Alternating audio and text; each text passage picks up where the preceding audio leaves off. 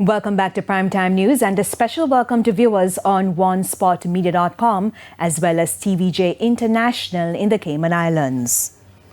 There could be major disruptions to the country's health sector in a few weeks as medical consultants have issued an ultimatum on the government.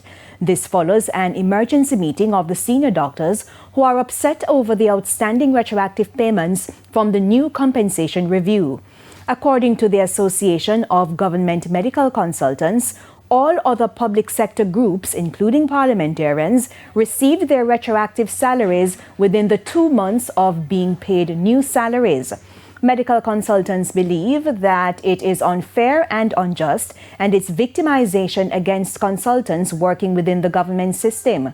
The association adds that a firm request has been sent to the Finance Ministry to ensure the retroactive payments are made by March 2025.